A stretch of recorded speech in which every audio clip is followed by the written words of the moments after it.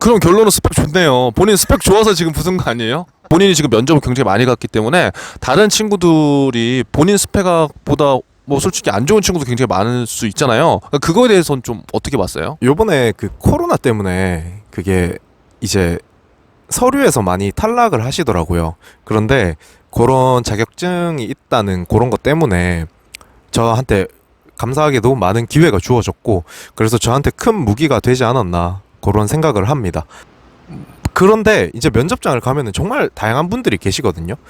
그때 저는 기회를 많이 얻었다일 뿐이지 충분히 그런 게 없으셔도 오시는 분들이 많았기 때문에 크게 걱정은 안 하셔도 될 것 같습니다. 지금 본인이 생각하는 데 있어서 금융권에서 지금 자소서도 힘들고 NCS도 힘들고 면접도 힘든데 자소서 어떻게 작성하셨어요? 본인만의 비법 있으면 그냥 뭐 지금 우리가 어그로를 끌 필요 없는 거니까 제가 자소서를 쓰는 방법이나 이제 그런 것들은 다 뭐 얘기를 했는데 이론하고 실제하고는 다르잖아요. 그렇죠? 그리고 특히 금융권 자소서의 문항들이 이번 연도 부터 제가 봤을 땐 조금 더 딥하게 들어갔기 때문에 관심을 갖지 않으면은 일반 그냥 기업 준비하거나 그런 학생들한테 굉장히 어려울 수 있어요. 그래서 본인만의 자소서를 뭐 조금 더 효율적으로 썼던 거, 아니면 방법 그런 것도 있으면 한번 좀 알려주실래요? 저는 보통 많은 지원자분들이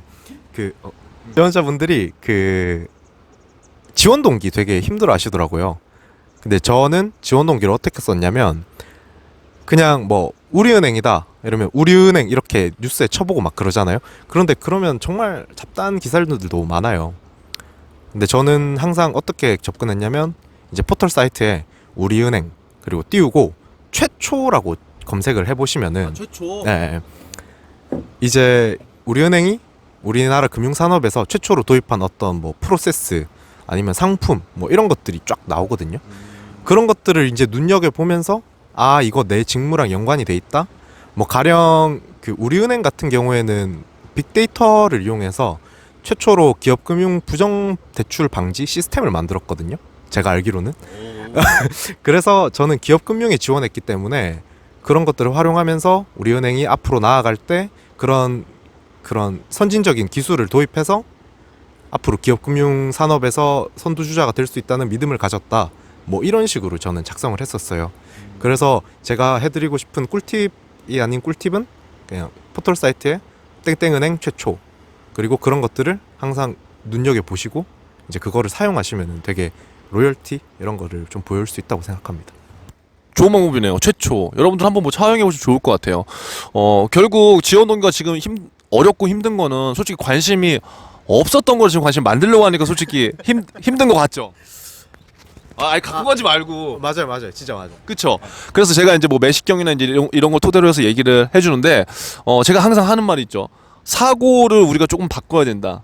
어떠한 기사를 보건 어떠한 이슈를 보고 사고를 바꿔야 된다고 하는데 지금 본인 같은 경우 기업금융 썼잖아요. 그래도 대부분 지금 은행권에서 나오는 게 개인금융, 기업금융 나오고 뭐 WM이 있는 데 있고 없는 데 있고 뭐 디지털 이렇게 쭉쭉 있는데 기업금융이라고 하면 학생들 굉장히 생소할 수 있거든요. 본인과 같이 특화된 자격증이 없는 상태에서는 그러면 기업금융에 대한 정보라든지 뭐 기업금융에 지원하면 자소서에 어떤 것을 어필하면 좋겠나 뭐 그런 것들 있잖아요. 혹시 있나요? 아무래도 저가 그냥 짧은 지식으로 판단했을 때 기업금융이라 하면 두 개의 큰 축이 있다고 생각하거든요.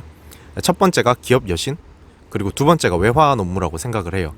근데 기업 여신 같은 경우에는 뭐 재무적 지표를 활용해서 그 차주분에 대한 어떤 신용 분석 이런 것들을 해야 되기 때문에 재무제표를 어떻게 볼 수 있는 그런 능력이 저는 필요하다고 생각했고 그래서 제가 그런 자격증을 딴 거거든요.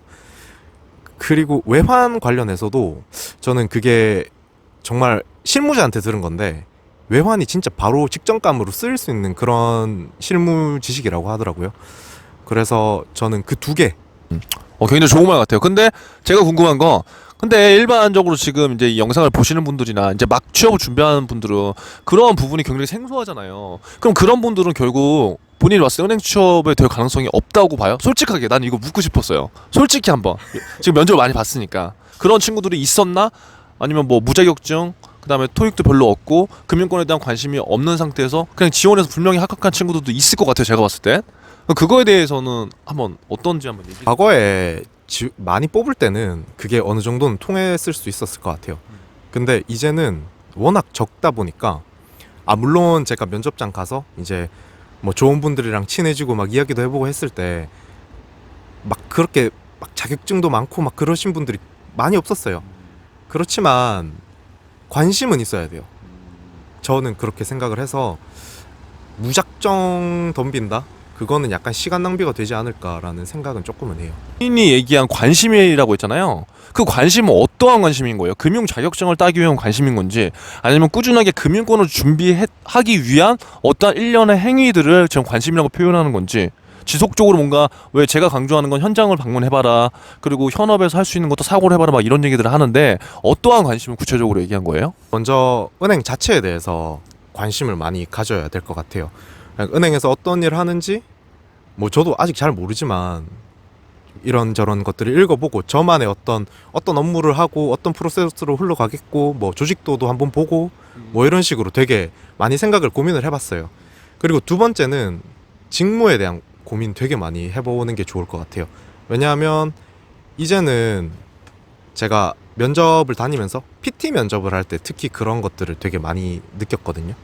이제 관심을 가져야 될 거는 직무에 대한 관심을 가지되 어떻게 업무를 수행하고, 그리고 어떤 능력이 필요하고 그 능력을 어떻게 만들어 나가고, 그리고 그거에 필요한 어떤 인성적인 측면은 뭔지, 이런 것들도 함께 복합적으로 고민해서 이렇게 진행을 해나가는 게 효과적이지 않나 생각합니다. 본인 금융권 지금 준비하면서 저하고 만난 지가 한 10개월 정도 됐죠. 근데 이분 같은 경우도 지금 한 번에 여러분 다 잘 된 케이스가 아니에요. 상반기 때 굉장히 힘들어했었어요. 상반기 때 실패를 경험했어요, 분명히. 근데 그 실패를 경험하고 하반기 때는 굉장히 좋은 성과가 났는데, 그 이유가 뭐라고 생각하는지 궁금하거든요. 제가 상반기에 또 은행이 많이 뜨지 않았고, 그래서 하나 붙었었는데 이제 면접을 갔는데 첫 면접 경험이었고, 거기서 이제 떨어졌는데 그 떨어졌던 경험이 저한테 오히려 좀 좋게 작용하지 않았나. 왜냐하면 어떤 건지 확실하게 알게 되었고, 그리고 뭐 내가 뭘 잘못했고 이런 것들을 이해할 수 있었기 때문에 저는 이번에 만약에 면접을 가셨을 때 떨어지셨더라도 다음에는 무조건 된다, 이런 생각으로 가시면은 저는 충분히 자신감을 얻으실 거라고 생각해요. 그리고 그러니까 첫 번째 또 제가 좀 많이 긴장하고 절었던 게 그 하나밖에 없으니까, 그 하나를 떨어지면 또 취준을 해야 되니까 그 압박감이 너무 컸었어요. 그런데 요번에는 제가 어떻게 기회를 많이 얻어서 여러 군데 면접을 가게 되고, 이제 여기 떨어져도 다른 데 갈 수 있다 라는 믿음이 있었기 때문에 좀 자신감을 많이 얻었던 것 같습니다. 자, 그러면 저는 궁금한 게 또, 자, 그럼 아까 자소서에 대한 얘기를 잠깐 해주셨는데, NCS가 상대적으로 학생들이 굉장히 지금 힘들어하거든요. 그쵸? 그럼 이 친구는 이분 같은 경우는 NCS가 솔직히 제가 얘기하면 좀 그렇지만 그렇게 뭐 문제가 안 됐던 분이에요. 그런데 그럼에도 불구하고 조금 더 처음에 접하는 학생들 좀 더 쉽게 공부를 하는 방법들이나, 이제 왜 우리가 책을 보더라도 어떤 책이 좋아요, 뭐 막 이런 것들 많이 묻잖아요. 그러니까 그런 것들, 그런 노하우, 그 다음에 본인이 그 NCS 보고 나서 느끼는 감정들, 근데 그런 것들 한번 얘기해 주세요. 어떻게 효율적으로 남은 시간 동안, 왜냐면 내년 상반기가 이제 또 금방 다가올 거고 내년 하반기도 있을 거기 때문에 그 안에서 지금 저와 함께 하는 친구들이 조금 더 응집력 있게 했으면 좀 좋겠거든요. 뭐 중대장님께서 그렇게 말씀을 하셨는데 사실 저 NCS 잘 하지는 못해요. 그렇지만 저도 좀 장기간 공부를 해보니까 느꼈던 점이, 제일 뭐 좀 안타까운 친구들이 어떤 친구들이었냐면 이 문제 저 문제 막 계속 풀어보는 친구들. 그러니까 바른 방법으로, 효율적인 방법으로 그것들을 적용을 해나가는 연습을 하면서 그게 체화가 되고, 그 체화가 된 방법을 진짜 실전에서도 써먹을 수 있는 그 정도까지만 오시면은 더 이상 NCS를 안 풀어도 괜찮은 것 같아요. 그 책 뭐 쓰세요? 책. 책요? 얘기해줘, 책. 뭐 광고잖아요. 아니, 괜찮아요? 그 시뻘건 책인데. 그래, 거기까지만. 그리고 시뻘건 책 하면 네. 여러분들이 알 수 있으니까. 시뻘건 거 많아요. 그래? 근데 그 첫 그 출판사가 아니고 그 쌍비읍으로 시작하는 그 NCS 책이 있습니다. 근데 그분 제가 강의도 들었고 했는데 저는 되게 좋더라고요. 그래서 그분 걸 듣고 그분이 하시는 방법을 제가 다 적용하는 연습을 하고, 그래서 저는 NCS 책을 거의 한 3권, 4권밖에 안 풀었어요. 뭐 모의고사 푸시고 뭐 그런 분들 많은데 그렇게 한 다음에 저는 필기 이전에 거의 일주일에 한 번 정도 NCS 공부하고 나머지는 다 직무, 경제학, 뭐 경영학 이런 거 봤습니다. 기간이 지금 NCS 준비할 기간이 몇 개월이나 돼요? 한 4개월? NCS 4개월? 아, 이거 너무 현실 감각이 없잖아. 이거 지금 댓글로 욕 먹을 수도 있어요. 진짜. 그러니까 어. 제가 거의 하루 종일 NCS만 한 기간이 4개월이었어요. 그러니까 그런 것들을 얘기해줘야지. 왜냐면 네. 지금 학생들이 헷갈려하고 힘들어하는 거는 NCS를 지금 얼마나 하루에 몇 시간을 투자해서 해야 될까? 근데 그런 건데 본인은 하루에 예를 들어서 10시간 동안 4개월을 하고 그 다음부터 네. 이렇게 지금 했다는 거잖아요. 네. 그러면 지금 이제 예를 들어서 내년 상반기나 하반기 준비하는 학생들은 네. 이제 곧 방학이 될 테니까 그쵸. 그렇게 전략을 세우고 나머지 여러분들이 이제 제가 왜 이걸 물어봤냐면 지금 NCS에 대해서 질문을 굉장히 많이 주는데 제가 느끼는 NCS의 편차가 굉장히 심해요. 근데 이 친구가 지금 이분이 얘기한 건 뭐냐면 하루에 한 10시간 정도 했다고요? 10시간 정도를 4개월 정도 텀을 두고 그냥 NCS만 매진했다는 거예요. 그럼 당연히 그때는 자소서나 면접 준비 안 했겠죠. 그렇죠. 못 했대요. 그러면 지금 이제 여러분들이 하반기나 하반기는 이미 지나갔지만 내년 상반기 하반기를 준비하는 학생들은 방학 때 NCS 이렇게 몰아서 하고 어느 정도 감을 잡고 그다음에 이제 상반기나 하반기 시즌 됐을 때는 직무나 이제 그런 것들 공부하면서 자소서 쓰고 이제 그런 방향으로 했다는 거죠. 그러니까 자기한테 체화가 되는 순간이 오면 그러니까 저도 잘하는 건 아닌데 그런 방법들이 눈에 있고 어떻게 문제를 봐야 되는지 이런 시각이 생기면은 그때부터는 양치기라고 하죠.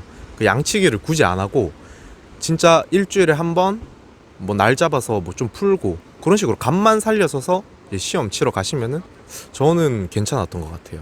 얘기하는 거는 NCS 굉장히 중요하다고 생각을 하는데 이 친구 같은 경우는 몰아서 한 케이스예요, 여러분. 그러니까 여러분들 이 영상을 언제 보시냐에 따라서 여러분들의 학습 방법은 분명히 제가 봤을 때 달라져야 될 거예요. 그리고 이분이 또 얘기하신 거는 직무랑 이제 그런 관심에 대한 공부를 계속적으로 했다. 그렇죠? 근데 그러한 것들도 여러분들이 알아주시면 좋을 것 같고. 자, 그러면 본인이 생각했을 때 이번 하반기 때 굉장히 어떻게 보면 성공하는 성공들이 굉장히 많아요.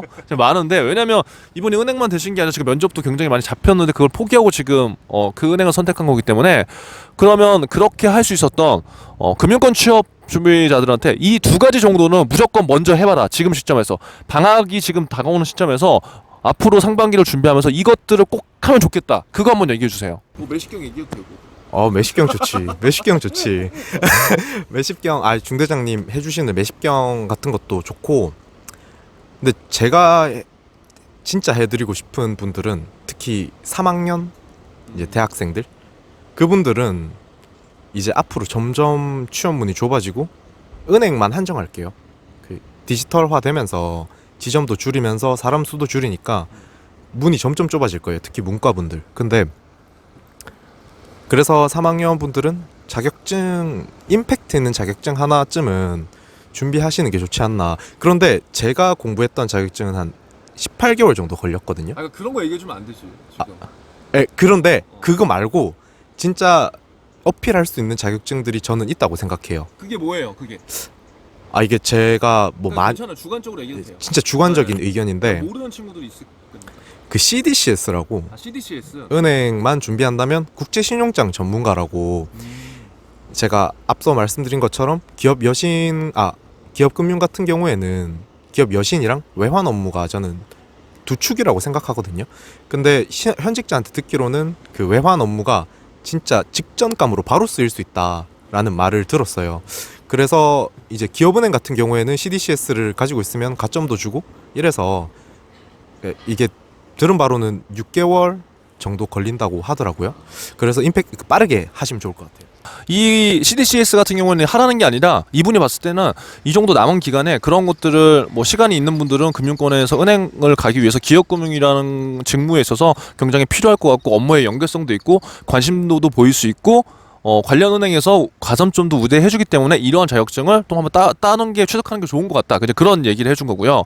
이제 당장 근데 시간이 없는 분들 입장에서는 어떠한 예를 들어서 자격증을 따거나 어떠한 활동들을 했으면 좋겠어요? 없으신 분들은 제가 그 부분에 대해서는 되게 말씀드리기가 조심스러운 게 그러니까 저는 이미 그거를 취득을 하고 이제 취준을 시작했기 때문에 말씀을 드리기는 좀 그렇지만 이제 자격증을 따거나 이런 시간은 없다고 생각하거든요. 그래서 차라리 그 직무에서 어떤 일이 일어나는지 그리고 직무 관련 지식을 넓히고 그리고 자기만의 논리 그 약간 스키마 같은 것만 있으면은 충분히 저는 괜찮을 것 같아요. 그러니까 직무 관련해서 어떤 일을 하고 거기에 필요한 지식이 뭔지 그런 거를 공부하는 것이 좋을 것 같습니다. 제가 저랑 같이 할 때 맨날 현장 방문 제가 엄청 시켰잖아요. 기억나요? 현장 방문 엄청 시키고 기억나냐고요. 나죠. 근데 엄청 별로 안 했어요. 근데 엄청 일단 뭐 푸시를 하긴 했는데 솔직하게 한번 얘기해 보세요. 현장 방문에 있어서 본인의 생각은 어떤 것 같아요? 진짜 솔직하게 이야기해요. 솔직하게 괜찮아. 제가 보는 안목이 없어서 그리고 저는 기업 금융을 위주로 하고 싶었기 때문에 사실 지점 방문하면은 이제 텔러분들 혹은 개인 여수신 하시는 분들만 제가 만날 수 있기 때문에 크게 저는 뭐 감흥 이런 게 없었어요. 그렇지만 가보고 저는 봤던 게 그 실제로 상담하시는 분들 어떻게 상담하는지 그런 거를 좀 많이 보니까 제가 뭐 세일즈 면접 이런 거 할 때도 뭐 수월하게 했던 것 같습니다. 꼭 안 가는 것보다 가는 게 낫다는 거죠. 그렇죠. 그리고 5번 가본 사람들보다 당연히 10번 가본 사람이 훨씬 더 유리할 것 같죠.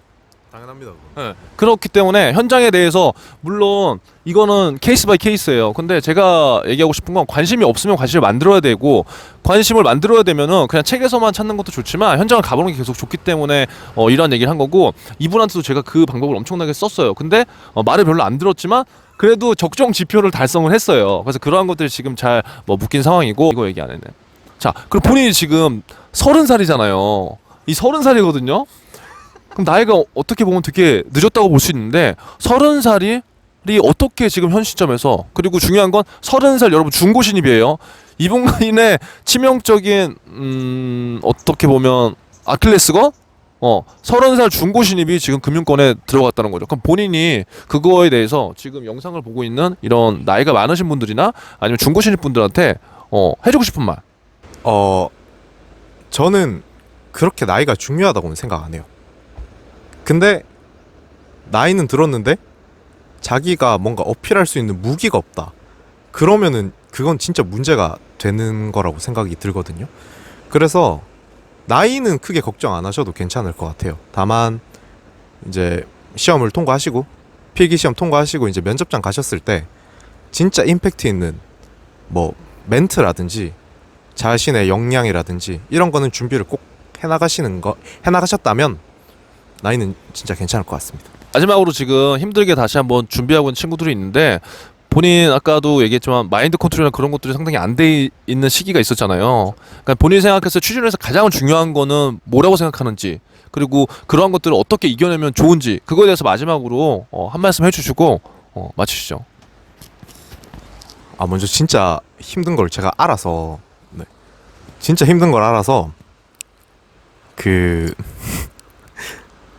근데 보통 사람들이 중대장님 이제 부하들도 그런데 필기 준비하면서 되게 스트레스를 많이 받잖아요. 근데 필기 공부를 하면서 사람이 약간 짜부라들거든요. 그러니까 공부를 오래 하면은 사람이 자존감도 떨어지고 그러는데 제가 상반기 때 그렇게 했어요. 그리고 이제 그런 모습이 면접장에서도 드러났고 저는 자기소개서에 저는 쾌활한 사람이고 뭐 그렇게 썼는데 공부하면서 사람이 그렇게 되니까 저가 자소서에 쓴 저랑 다른 거예요. 그러니까 면접관님들도 저에 대해서 생각했을 때 얘 거짓말 하는구나 그런 시선이 전 느껴졌어요. 그래서 이거 안 됐구나 이 생각을 했거든요. 근데 이제 하반기 넘어오면서 에이 뭐 되겠지 하면서 그냥 공부를 설렁설렁 했어요. 상반기보다는. 재수없죠. 아니요. 그러니까 진짜 열심히 했지만 그렇지만 쾌활한 모습 영업하는 은행원들의 어떤 어울리는 그런 쾌활한 모습은 항상 살려가시면서 공부를 하시되 그걸 면접장에서 자기가 쭈그러들지 않았다 그런 모습 확실하게 보여주는 거 그 마인드 컨트롤 그러니까 공부할 때도 항상 긍정적으로 진짜 이거 중요한 것 같아요.